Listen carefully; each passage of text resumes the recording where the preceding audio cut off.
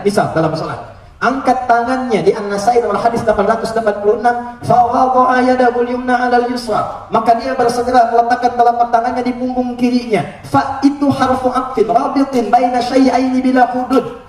Huruf merangkai di antara dua peristiwa dengan cepat tanpa jeda. Peristiwa pertama takbir, kedua meletakkan tangan. Antara angkat dengan meletakkan tanpa jeda, langsung begitu ngangkat yang kanan dengan kirinya, angkat begini langsung letakkan. Kata Nabi, yang kanan letakkan di punggung yang kiri. Allahu Akbar, dan tidak ada gerakan lain.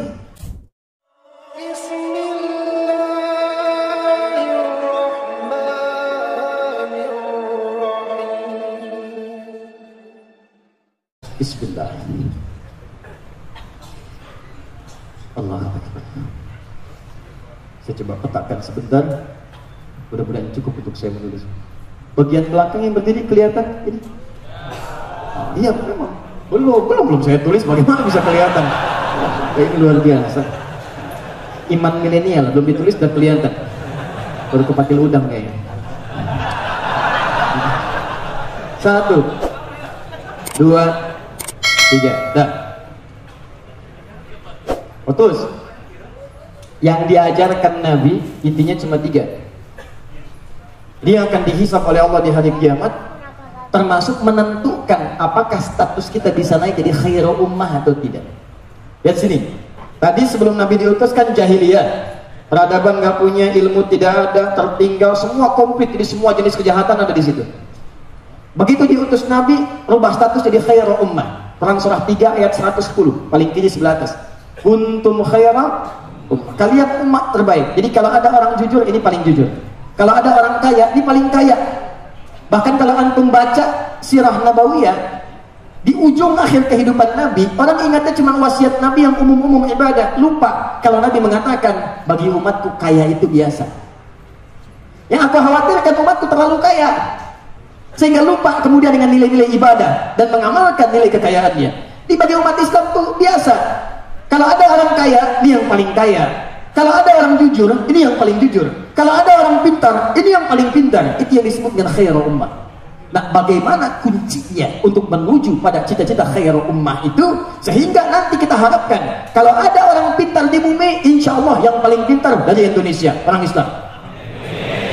Kalau ada orang jujur, yang paling jujur kita. Kalau ada orang sabar, yang paling sabar kita.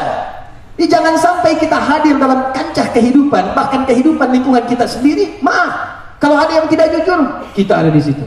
Ada yang kurang sabar, kita ada di situ. Padahal kata Quran, bukan. Kamu menjadi yang terbaik dalam kehidupan.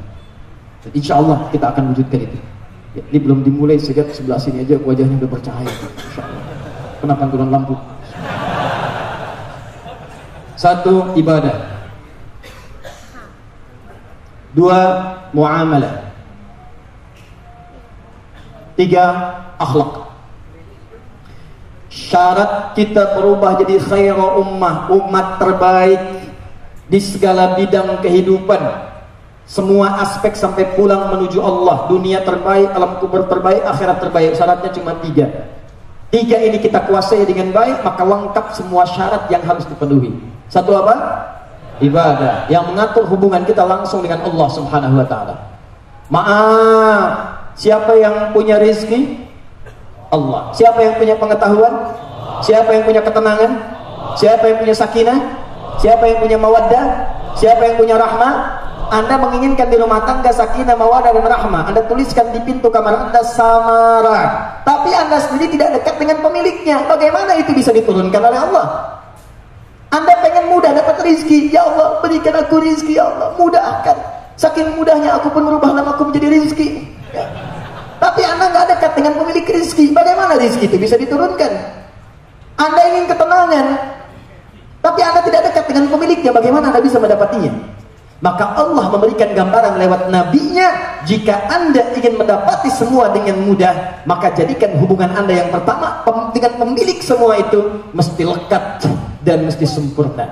Lekat dan sempurna. Maka hal yang mengatur hubungan kita dengan pemiliknya disebut dengan ibadah namanya. Paham di sini? Wah, ini baru dasar nih, pelan-pelan. Hubungan dengan Allah sudah baik, tapi kan kita hubungan dengan manusia juga nggak bisa dihindari. Betul Allah pemilik rizki, Allah tempatkan rizki di tempat tertentu, kita datang, kita kerja, kita berhubungan. Berhubungan kemudian dengan keluarga, berhubungan dengan teman, hubungan dengan sesama dalam lingkungan disebut dengan muamalah namanya. Ini kaitan dengan lingkungan. Fokus. Hubungan dalam ibadah mengatur dengan Allah. Hubungan muamalah mengatur dengan lingkungan sekitaran kita. Hablum minallah, hablum minan nas. Maka Allah berikan nilai dalam kedua hubungan ini.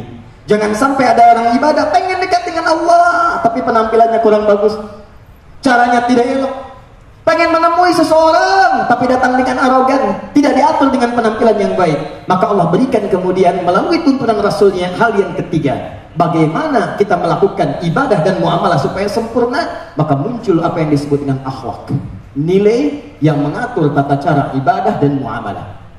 Nah, tiga aspek ini diturunkanlah tuntunan oleh Allah kepada Nabi dengan dua tipe yang paling utama. Tipe inilah yang ingin saya jelaskan karena akan banyak mengatur tentang hubungan kita keseharian, baik dalam ibadah, muamalah ataupun akhlak. Yang gagal memahami tipe ini yang sering menghadirkan perpecahan di antara kita. Apa dua tipe ini? Ini yang coba kita uraikan dalam 1 jam ke depan insya Allah. Satu, ada yang langsung sifatnya diajarkan oleh Nabi, yang jenisnya hanya satu dalil dan satu contoh saja, baik masalah ibadah, muamalah ataupun masalah akhlak. Dalilnya cuma satu, contohnya satu. Saya ulang, dalilnya berapa? Contohnya berapa? Maka kalau ada yang seperti ini, Anda cukup kerjakan satu itu saja tanpa harus kreatif mencari cara yang lainnya. Karena Allah sudah menilai kita mampu mengerjakannya tanpa alternatif yang lainnya. Contoh satu, ibadah. Contohnya sholat. Yuk kita turunkan. Dalam sholat bukankah dibuka dengan takbir? Baik, kita ambil dalilnya hadis riwayat Abu Daud nomor hadis 857. Begitu Anda mengangkat tangannya, mau sejajar dengan bahu di Al-Bukhari, mau sejajar dengan daun telinga di An-Nasai, tapi kalimat yang diucapkan cuma satu. Fayaqulu, kata Nabi, maka ucapkanlah Allahu Akbar. Kalimat Allahu Akbar itu dalilnya cuma satu, contohnya satu. Nabi nggak pernah mengucapkan kalimat lain, tidak pernah mencontohkan juga dengan aspek yang lain. Cukup ucapkan Allahu Akbar. Nah, kaidah fikihnya, kalau ada satu dalil, satu ketentuan, maka Anda cukup kerjakan itu saja, tidak perlu kreatif mencari yang lain. Begitu Anda kreatif mencari yang lain, maka tidak sempurnalah kemudian ibadah yang kita tunaikan. Maka dari itu, mohon maaf, belum pernah kita temukan sampai dengan sekarang orang mengganti misalnya, sudah jelas Allahu Akbar, semua bisa diganti misalnya Allahu Rahman, Allahu Rahim.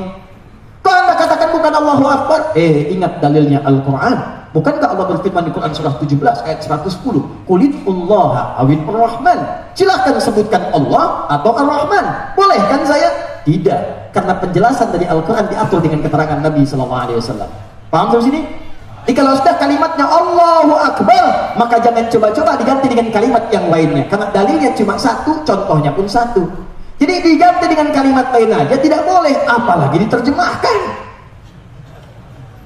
Anda bayangkan zaman jahiliyah aja nggak ada yang mau ganti kalimat Allahu Akbar. Bisa kebayang nggak? Zaman sekarang yang udah lewat jahiliyah, tiba-tiba ada orang yang sholat pakai penerjemah. Bahasanya diganti dari kalimat Allahu Akbar menjadi bahasa lokal. Anda bayangkan, Nabi aja yang jelas surganya, Nabi Rasul jelas surganya, dekat dengan Allah, hisab tidak ada, surga tingkat tinggi, termasuk para sahabat, ada tabiin, orang soleh, semua mengatakan Allahu Akbar. Tiba-tiba di masa kini ada orang Nabi bukan, Rasul bukan, surga belum jelas, hisab menegangkan, amalan berantakan, takbir dia diganti kalimatnya Allah Maha Besar. Maka berubah maknanya. Karena dalam kaidah Islam itu ada kalimat yang tidak boleh diterjemahkan, harus seperti itu adanya. Ada kalimat yang boleh, silahkan diterjemahkan dengan bahasa masing-masing, ungkapkan bebas. Apa diantara yang nggak boleh diganti? Lafaz sholat, lafaz adzan, dan nama-nama Al-Quran. Begitu Anda ganti, berantakan maknanya. Maka orang Sunda akan mengatakan Allah anu ageng. Betawi Gak mau kalah, Tuhan gua gede. Maka ketika semua bacaan dikumandangkan, disampaikan dengan bahasa lokal masing-masing, maka berkuranglah kemudian nilai keagungan dalam bacaan sholat itu.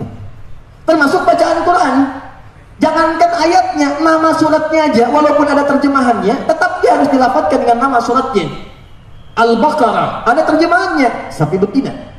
An-Naml, terjemahannya, semut. An-Nahl, ada terjemahannya, lebah. An-Nahl, nakhlun, ada, kurma. Begitu Anda membaca Al-Quran, maka yang harus Anda sampaikan adalah nama suratnya, walaupun ada terjemahannya. Begitu disebutkan terjemahannya, gak enak kedengarannya. Hei bro, lagi baca surat apa? Surat semut. Enteng ulang surat apa? Ibu-ibu An-Nisa. Dia baca surat apa tuh? Oh dia baru nyampe surat lebah. Jadi begitu Anda sebutkan terjemahannya, kerasa hati kita juga sudah gak enak. Maka ini kaidah, ada yang sifatnya bacaan, ada gerakan. Jika satu dalil, satu contoh, maka Anda tidak perlu kreatif untuk menggantinya. Ini bacaan, contoh gerakan. Misal dalam sholat, angkat tangannya di An-Nasai nomor hadis 886, fawada'a yadahul yumna 'alal yusra, maka dia bersegera meletakkan telapak tangannya di punggung kirinya. Fa itu harfu aqfin rabitin baina syai'aini bila hudud. Huruf merangkai di antara dua peristiwa dengan cepat tanpa jeda. Peristiwa pertama takbir, kedua meletakkan tangan. Antara ngangkat dengan meletakkan tanpa jeda, langsung. Begitu ngangkat yang kanan dengan kirinya, angkat begini, langsung letakkan. Kata Nabi, yang kanan letakkan di punggung yang kiri ini. Allahu Akbar. Dan tidak ada gerakan lain. Nah ini saya tidak bermaksud menyalahkan ya, saya cuma menemukan satu dalil ini dan satu contoh.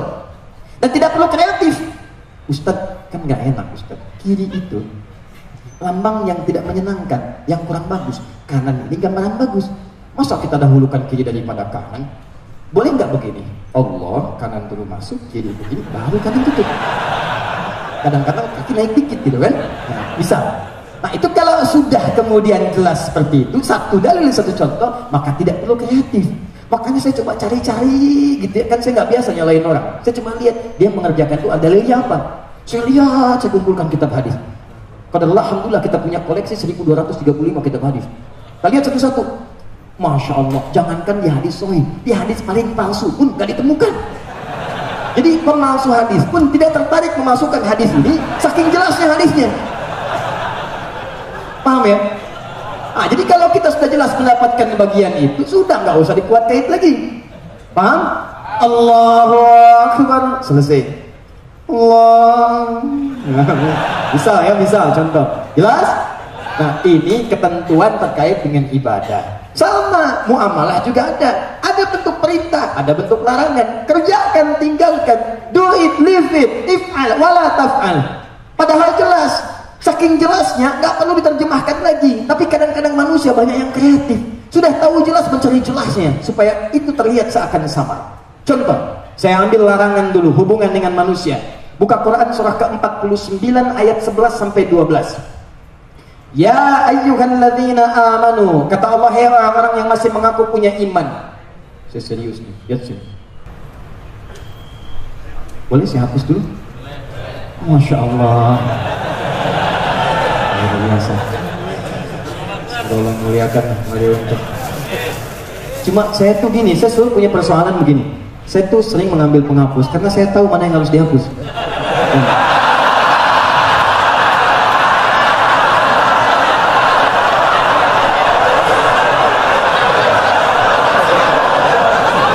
Saya sering punya masalah begitu. Jadi ada itu niat itu bagus, inisiatif itu mulia.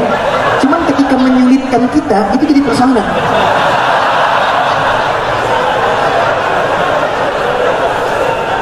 Ibadah.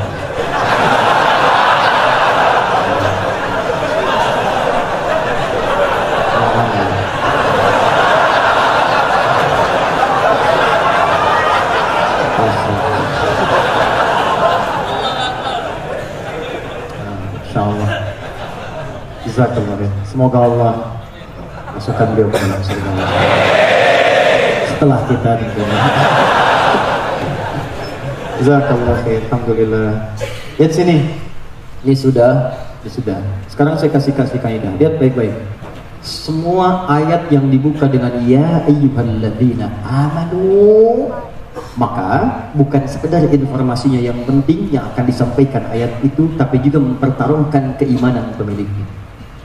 Ya, saya tulis ya ayyuhalladzina amanu. Fokus. Kalimatnya sederhana. Disebutkan 68 kali dalam Al-Quran rangkaian kalimat ini. Yang huruf panggilan disebut dengan harfun nida. Disebutkan 360 kali dalam Al-Quran. Huruf panggilan itu di ilmu nahwu, di gramatikal bahasa Arab ada 14. Tapi yang disebutkan di Quran cuma 1 ya. Dan setelah diteliti di semua kitab-kitab nahwu, sepakat semua pakar kaidah bahasa Arab, ternyata ia itu huruf yang paling komprehensif. Yang kalau Anda ingin menggunakan panggilan apapun itu bisa dilakukan dengan ya. A panggilan dekat, ayah panggilan jauh. Tapi ya bisa dekat, bisa menengah, bisa jauh. Panggilan minta tolong bisa pakai ya. Dahsyatnya bahasa Al-Quran, Allah menetapkan diksi pilihan kata yang sangat luar biasa. Cuma 1 huruf maknanya dalam. Ayyuha disebutkan 150 kali dalam Al-Quran. Ayyunya munada, fungsinya taukid untuk menguatkan. Haknya fungsinya tandih untuk mengingatkan. Kalau Anda mau terjemahkan, cara menerjemahkannya begini. Ya ayyuha, hei kalian semua, saya panggil tanpa batas siapapun. Awas hati-hati. Apalagi pakai alladzina, pemilik imannya. Disebutkan 1080 kali dalam Al-Quran. Kalau sudah pakai alladzina, maka semua kalangan tanpa kecuali. Besar, kecil, tua, muda, laki-laki, perempuan, mau kaya, mau cukup, bebas semuanya. Tanpa kecuali. Kata Allah, hei semua kalian yang punya iman, tanpa kecuali saya panggil semuanya. Mau besar, kecil, tua, muda, lelaki, perempuan, mau ngaku kaya, mau ngaku cukup, semuanya tanpa kecuali. Saya ingatkan ya, saya tekankan ya, ayo ingat baik-baik ini. Begitu kalimat dibuka dengan ayyuhalladzina amanu, pemilik iman, maka kata para pakar tafsir, informasi yang disampaikan akan menentukan tingkat keimanan pemiliknya. Kalau cepat merespon perintahnya, ini menunjukkan imannya kuat. Kalau ternyata dia lambat atau mengingkari larangan, ini menunjukkan imannya sedang bermasalah. Di Quran surah ke-49 ayat 11, kalimat ini disandingkan dengan kalimat muamalah. La yaskhar qaum min qaum. Jangan saling mencela. La yaskhar. Jangan saling mencela. Jadi kalau orang punya iman, cukup punya iman dalam dirinya, maka dia tidak akan pernah mencela dalam arti ingin menjatuhkan orang lain atau merendahkan kehormatannya, bukan ingin mengoreksi kesalahannya. Kalau kita ingin mengoreksi sesuatu menjadi hikmah, itu diperkenankan. Seperti Allah mencela perbuatan Fir'aun, seperti Allah mencela perbuatan Qarun. Tapi kalau Anda mencela tanpa alasan misalnya, maka ini yang disebut dengan sukhriyah. La yaskhar. Bahkan yang paling bahaya, ini kata Nabi, awas di hadis Muslim. Ada orang Islam punya iman, sholatnya bagus di ibadah, sholatnya bagus, puasanya bagus, zakatnya bagus, cuma dia gagal di muamalah. Ada orang sholat cuma gemar mencela. Ada orang sholat gemar berselisih. Dia berhasil di ibadah cuma gagal di muamalah. Bagaimana mungkin Anda bisa mengatakan ayo persatu sementara Anda sendiri membawa celaan yang menjurus kepada perpecahan? Maka cukup ada 1 kalimat di Al-Quran, dalilnya 1, contohnya 1, nggak banyak, maka nggak usah banyak dipikirkan lagi. Kata Allah, ya ayyuhalladzina amanu, pemilik iman itu pasti nggak akan saling mencela, apalagi mencela sesama orang beriman. Sekarang tunjukkan pada saya, lihat baik-baik, Quran kita sama, hadisnya sama. Kenapa orang jahiliyah masuk Islam, setelah itu dari mencela jadi mencintai, memukul jadi merangkul, jadi sahabatan, jadi saling perhatikan. Kok orang sekarang bisa datang ke pengajian, pulang dari pengajian saling mencela? Yang paling bahaya adalah dia mengatakan saya belajar Quran, saya belajar hadis. Quran mana yang Anda pelajari, hadis mana yang Anda teliti? Quran mengatakan jangan saling mencela. Ini Anda baru pulang pengajian sudah mencela orang lain. Gak tanggung-tanggung, kadang-kadang yang dicela ustadznya juga. Siapa yang ngajar? Ustadz Adi, Ustadz Bin'ah. Bukan Ustadz Adi, Ustadz Bin'ah. Ustadz Adi itu lihat spanduknya, Ustadz Adi. Paham? Jadi kalau Anda 1 hal saja, perhatikan bahasa Qurannya, muamalah, dalil 1, contoh 1, gagal di 1 itu, maka ada yang harus dikoreksi dalam iman kita. Paham sampai sini? Di syarat mendapatkan khairul ummah, ininya bagus, akhlak yang mulia. Sekarang saya masuk pada bagian yang kedua. Ini yang ingin saya maksudkan. Ada yang kedua, ini yang sering gagal paham, dan ini yang sering kali menjurus pada perselisihan dan perpecahan. Apa itu? Ini kita turunkan, ada yang dalilnya beragam, banyak contohnya tidak satu. Yuk kita kembalikan ke sini. Dalilnya banyak, contohnya beragam. Di muamalah juga ada nanti. Apa di antaranya? Kita kembalikan kepada sholat. Yuk kita lihat. Misal, Bismillahirrahmanirrahim. Hadis-hadis terkait Bismillahirrahmanirrahim ada 70 hadis. Bukan 1, bukan 2, bukan 3, 70 dalilnya. Dari 70 ini teman-teman sekalian, Nabi mempraktekannya membagi kepada 4 bagian. Lihat baik-baik. 1, ada yang Nabi jaharkan, Bismillahirrahmanirrahim. 2, ada yang Nabi sirkan, silent, Bismillahirrahmanirrahim. Dan kalau sudah sir itu artinya gak kedengaran, cuma kita yang dengar. Makanya kalau ada imam membaca sir, gak usah dikeraskan sampai ke mic. Dan kalau tekniknya Bismillahirrahmanirrahim, kalau begitu namanya jahran. Paham ya? Saya pengen ngasih tahu ke teman-teman di belakang bahwa saya sir, Bismillahirrahmanirrahim. Kalau sudah begitu jahran namanya. Yang ketiga tidak dibaca sama sekali. Dan yang keempat dibaca rakaat pertama, kemudian rakaat kedua tidak dibaca sama sekali. Misal subuh 2 rakaat, rakaat pertama dibaca keras Bismillahirrahmanirrahim, rakaat yang kedua tidak dibaca sama sekali. Bayangkan 70 dalilnya, cara bacanya 4, keempat-empatnya ditunjukkan oleh Nabi SAW. Maka kalau ada yang seperti ini artinya alternatif yang diberikan oleh Nabi SAW. Dalilnya ada, contohnya ada, supaya kita bisa memilih mana yang paling nyaman dan mudah untuk kita lakukan. Paham sampai sini? Bukan untuk diperselisihkan. Karena itulah semua yang bersumber dari Nabi, kalau dalilnya ada, mau dihapus?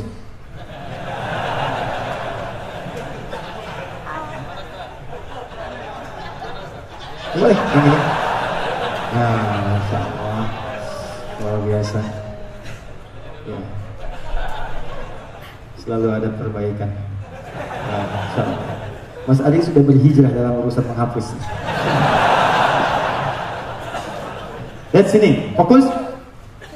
Dalilnya ada 70, cara bacanya ada 4. Ketika diberikan 4 alternatif, maka dipandang oleh Nabi, setiap kita mesti bisa punya pilihan. Mana yang paling mudah itu diamalkan. Perhatikan, semua yang 4 ini, sepanjang ada dalilnya dari Nabi, sumbernya dari Nabi, maka cara kita membacakan 4 ini itu disebut dengan manhaj namanya. Manhaj. Manhaj itu semua garis turunan informasi yang tersambung jelas sampai dengan ke Nabi. Yang penting kita tahu nih sumbernya dari Nabi nih. Ada dalilnya nih. Nabi ngajarin jahar keras, ngajarin sir, gak dibaca pertama, selanjutnya tidak. Manhaj. Cuma ketika kita akan pilih, kan gak mungkin kita pilih keempat-empatnya. Nabi aja saat baca 1, masa antum mau bacakan 4? Oh tidak Ustaz, saya bukan ingin sekedar sunnah, tapi saya pengen sunnah banget. Ingin tunjukkan pada yang lain bahwa saya ini menguasai semuanya. Maka dia jadi imam di Masjid Raya Bintaro. Subuh dibacakan keempat-empat. Allahu Akbar. Bismillahirrahmanirrahim. Bismillah. Tidak dibaca sama sekali. Nggak bisa. Anda harus pilih salah satu. Imma Anda jaharkan atau yang lainnya. Maka ketika Anda pilih salah satu, maka orang Arab mengucapkannya begini. Ma dhahaba ilaihi. Ma dhahaba ilaihi. Ma pilihan zahaba ilaihi yang condong untuk diambil. Mana menurut Anda yang paling enak, paling mudah, paling nyaman? Semua dari Nabi, ada pahalanya. Ketika dijaharkan ada pahalanya, disirkan pahalanya ada. Nggak dibaca pun karena niat ikut Nabi ada pahalanya. Jadi begitu Anda pilih mana yang paling nyaman, ambil. Cuman orang Arab nggak biasa kadang-kadang menyebutkan yang panjang-panjang. Mereka disingkat akhirnya karena mereka punya singkatan. Madhaba ilaihi, madhaba ilaihi. Cuma bedanya singkatan orang Arab kadang masih sempurna kalimatnya. Orang Indonesia ujungnya aja. Silakan. Adi main bola dengan Abdurrahman. Adi bawa bola, Abdurrahman bilang, di, oper. Abdurrahman bawa bola, man, oper. Adi Untung bawa bola, tung, oper gitu kan. Baik, Tengku Wisnu bawa bola, no, oper. Disebutkan ujungnya aja. Orang Arab tidak. Dia akan memanggil sempurna atau menyingkat itu semua menjadi makna yang baru dengan ungkapan yang indah terdengar. Ma dhahaba ilaihi, bukan disingkat hi, tapi disambungkan semua hurufnya jadilah sebuah kalimat madhab. Apa pakai oh madhab? Oh madhab. Jadi asalnya madzhab itu singkatan dari madzhaba ilaihi. Apa yang cenderung untuk diambil, mana yang kita pilih untuk memudahkan. Maka di hari kemudian Nabi ngajarkan nih, kamu boleh pilih ini. Abu Bakar pilih, Utsman pilih, Ali pilih, Umar pilih. Mereka menyebar, Nabi wafat, mereka menyebar ngajar. Ada yang ke Kufah seperti Ali bin Abi Thalib, ada Abdullah bin Mas'ud, ada yang tinggal kemudian di Mekah seperti Ubay bin Ka'ab, ada yang menyebar lagi, ada yang ke Afrika Utara, semua nyebar. Cuman saat menyebar kan nggak mungkin ngajarin keempat-empatnya. Mereka akan memilih salah satu untuk memudahkan masyarakat mempelajarinya. Maka diserap ini semua, diambil oleh generasi setelahnya, muncullah 4 bintang ulama. 4 ulama ini disebut bintang di zamannya karena berhasil menghafalkan semua tuntunan tadi dalam akal dan jiwanya, plus menuliskan di kitabnya. Ada yang cuma hafal saja tapi nggak bisa nulis. Ada yang nulis cuma hafalan belum kuat. Ada yang nulis nggak bisa, hafal nggak bisa. Nah, ini yang repot. Yang ini bintang, kenapa disebut bintang? Cahayanya terang. Malam hari yang gelap dia masih punya cahaya. Ini yang hebat. 4 ini, satu adalah Abu Hanifah An-Nu'man yang wafat tahun 150 Hijrah. Kedua Imam Malik bin Anas yang lahir tahun 93 Hijrah. Ketiga Imam Muhammad bin Idris Asy-Syafi'i yang lahir tahun 150 Hijrah. Dan yang keempat Imam Ahmad bin Hanbal yang lahir tahun 164 Hijrah.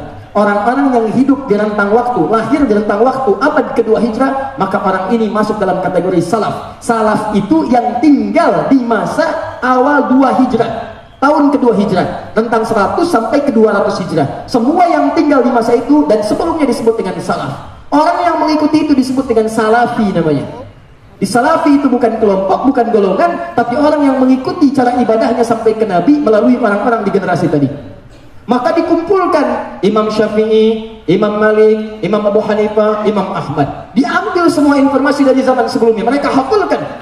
Oh, Imam Asy-Syafi'i itu bisa kasih, ini rahasia di antara kita nih. Mau saya kasih cerita. Itu Imam Syafi'i itu, di antara kekuatan hafalannya, di antara gurunya Imam Malik. Beliau pengen belajar datang ke tempat di Imam Malik, datang ke sana terlampau cepat sehari. Kalau kita kajian hari Sabtu, datang hari Jumat, bisa. Itu beliau saking adabnya pada gurunya, tidak ingin mengganggu, maka menunggu sampai majlis dibuka. Gak pernah ngetok dan tidak pernah menyampaikan, Ustaz, saya kan udah datang duluan nih, kenapa nggak dibuka? Saya tunggu sampai majlis dibuka. Begitu kemudian majlisnya dibuka keesokan harinya, saat akan dibuka kata Imam Malik kepada asistennya, ini karomahnya, cepat buka pintu itu, ada seorang pemuda sedang menunggu. Padahal keduanya belum pernah berjumpa. Begitu pintunya dibuka, datang Imam Syafi'i, ditanya, "Madza turid? Apa yang kamu inginkan?" "Ana uridul muwatta, uridul hadis." Saya ingin belajar pengambil hadis dari Anda. Kata Imam Malik, "Madza bika? Apa yang sudah kamu dapatkan? Apa yang sudah kamu punya?" Kata Imam Asy-Syafi'i, "Hafidtu al-Muwatta." Saya sudah hafal kitab al-Muwatta. Al-Muwatta itu kitab Imam Malik yang dituliskan oleh Imam Malik. Isinya adalah hadis-hadis berurutan masalah fikih. Dituliskan Imam Malik. Tebalnya luar biasa, hampir setebal spidol ini. Itu sambil nunggu besok majlis dibuka menghafalkan al-Muwatta. Besok dibuka, hafal malamnya. Malamnya dihafalkan. Masya Allah, besoknya kamu sudah punya apa? Saya hafal al-Muwatta. Diuji oleh Imam Malik. Diuji, begitu diuji, Masya Allah, ternyata hafal langsung dalam kepalanya. Dia ada yang hafal di luar kepala, belum masuk. Ada yang hafal dalam kepala. Begitu dibacakan keluar, titik komanya semuanya sempurna. Kata Imam Malik, tingkatkan takwamu kepada Allah karena nanti kamu akan jadi bintang di masa depan. Imam Syafi'i. Ada orang nunggu ustadz datang ngapalin sampai materinya paham. Ada orang lagi nunggu ustadz datang sibuk bikin status. Klik, menunggu ustadz datang. Ini yang repot nih. Cita-cita masuk surga. Terus ngapus, ya. Insya Allah. Lihat sini, fokus. Nah ini empat ini punya keunggulan, semua dihafalkan, habis itu dituliskan. Jadi mereka punya dokumen ini dalam bentuk kodifikasi tulisan kitab dan juga dalam bentuk hafalan. Jadi hafalan mengoreksi isi kitabnya, kitab mengoreksi hafalannya. Orang belajar datang, maka mengajarkanlah ini. Keempat imam inilah yang kemudian jadi referensi. Ini menerima dari sebelumnya sampai ke Nabi. Di semua orang yang belajar sekarang ini, itu semua sumbernya mengacu kepada satu di antara 4 ini. Kalau bukan ke jalur Abu Hanifah, jalur Imam Malik, jalur Syafi'i, jalur Imam Ahmad, pasti akan kembali ke sini. Karena semua dari masa ini menyebar informasi, semua terkumpul di masa ini sampai ke bawahnya. Ini yang nyambung kemudian sampai ke Nabi SAW. Seperti nanti mereka punya murid-murid lagi. Abu Hanifah punya murid sampai ke Ad-Dahlawi. Kemudian Imam Malik punya murid sampai ke Suhnun, sampai ke bawahnya lagi. Imam Syafi'i punya murid sampai ke Rafi, sampai Imam Al-Bukhari termasuk turunan dari Asy-Syafi'i.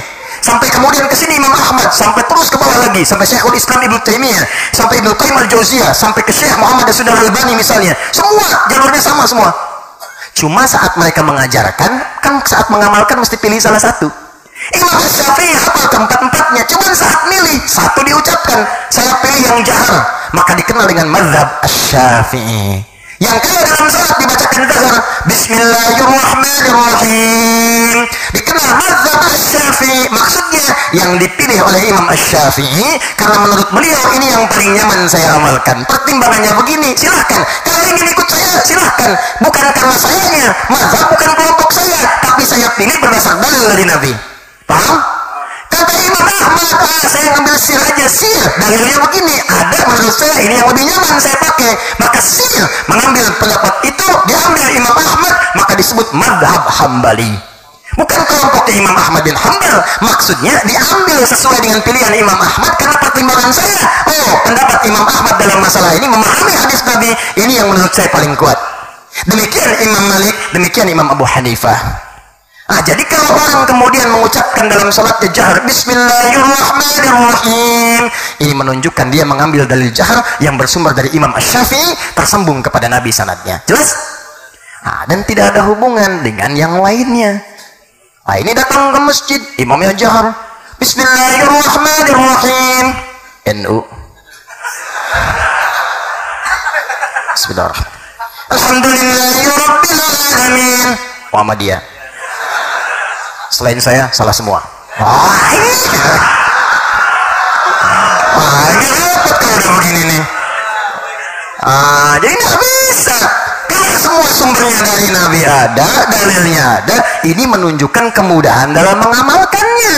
Anda bayangkan para sahabat mulia aja nggak ribut, kenapa Anda yang bukan sahabat ribut? Anda siapa, Fernando? Gitu. Wow. Jadi nggak usah rame-rame. Ini saya ini penting saya sampaikan. Saya pernah tugas di Mekah 2010.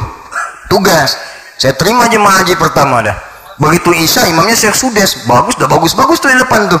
Allahu Akbar. Bismillahirrahmanirrahim. Sil, karena di Saudi kan mazhabnya Hambali. Alhamdulillahirabbil alamin. Udah tenang-tenang kita mau begini, tiba-tiba samping. Iki imamnya Muhammadiyah ya. Muhammadiyah. Sebenarnya luar biasa nih, Muhammadiyah cabang Masjidil Haram. Tuh. Ya masalah tuh. Nah ini yang kadang-kadang kita pengen bersatu, cuma diributkan masalah begini. Nabi aja kasih alternatif, kenapa yang bukan lagi ribut? Sahabat aja gak ada masalah. Pernah antum dengar riwayat Abu Bakar bertengkar dengan Umar gara-gara bacaan Bismillah? Gak ada. Dan Abu Jahal pun gak pernah protes. Saya belum pernah dapatkan dalam sirah misalnya Abu Jahal protes karena perbedaan masalah basmalah. Tidak. Silahkan cek. Kenapa kemudian jadi persoalan? Termasuk turunan yang lain, ada kunut, ada yang tidak. Kenapa gara-gara kunut kemudian masih jadi kosong? Ini kan tidak menarik teman-teman sekalian. Tinggal di komplek ini, ya masjidnya ada di sini. Yang di sini kunut, gara-gara ini kunut dia tidak kunut kemudian. Kalau enggak, Allahu Akbar. Kalau masalah ringan tidak ada masalah. Ini kadang-kadang keluar dari komplek ditinggalkan masjidnya, pergi ke masjid lain. Yang paling persoalan ketika ditanya kenapa tinggalkan itu, masjid bid'ah. Masjid bid'ah, masya Allah. Sejak kapan kemudian ada masjid jadi bid'ah? Ini yang repot nih. Ya, ingat kalimat-kalimat sunnah bid'ah itu juga jangan sembarang diucapkan, itu berbahaya. Dan tidak semua bisa dilekatkan dengan itu, termasuk kalimat syariat. Itu kalau adalah istilah syariat, nggak semua dilekatkan, walaupun sebagian bisa. Misalnya kalimat syar'i, hijab syar'i boleh ada. Bank syariah ada, koperasi syariah bisa, tapi nggak semua keadaan bisa disebut dengan syariah. Tak kalau semuanya bisa, besok-besok kemudian ada tenis meja syariah, pingpong syariah, kok bisa? Karena softnya pakai bismillah. Begitu cemas masuk, alhamdulillah. Karena cemas, astagfirullah. Apa itu pingpong syariah? Terbesok orang buka diskotek syariah, lagunya perdamaian, itu yang repot. Tidak usah ditambah-tambah pada hal yang bukan tempatnya. Jelas ya? Ya, yang kunut dalilnya apa? Ada. Dipraktikkan oleh siapa? Ada kalangan ulama. Al-Imam Syafi'i, ada Imam Al-Bukhari itu yang nulis hadis 16 tahun. Sahih Al-Bukhari 16 tahun, di Mekah ditulis sebagian, di Madinah disempurnakan. 16 tahun nulis itu. Muridnya Syafi'i kunut. Imam An-Nasai itu yang meriwayatkan hadis tentang yang tidak kunut, tapi beliau sendiri Syafi'i kunut. Fair. Yang tidak kunut ada Imam Ahmad, tidak, beliau kunutin nazilah. Hafal hadis, hampir 1 juta hadis beliau hafal. Tahu beliau tentang hadis kunut, tapi nggak kunut karena milih tentang hadis yang lain. Boleh. Maka siapakah Anda yang mengatakan orang kunut itu bid'ah? Apa Anda berani menyebutkan Imam Al-Bukhari bid'ah? Sementara Anda mengambil hadisnya. Imam Syafi'i bid'ah. Al-Hasan cucu Nabi bid'ah. Ibnu Umar bid'ah. Demikian Anda pun yang kunut, kenapa mesti menyoal yang tidak kunut? Apa Anda mengatakan yang lainnya bid'ah semua? Abu Bakar bid'ah, Umar bid'ah, Utsman bid'ah? Sudah, cukup tinggalkan semua itu, kita kembali pada tuntunan yang jelas. Yang kunut benar, yang tidak kunut benar. Yang salah, yang tidak sholat subuh. Selesai. Dan kita tidak disibukkan dengan hal yang ringan gitu. Ya, paham ya? Tuh, selesai. Nah, kan? Silakan. Ya.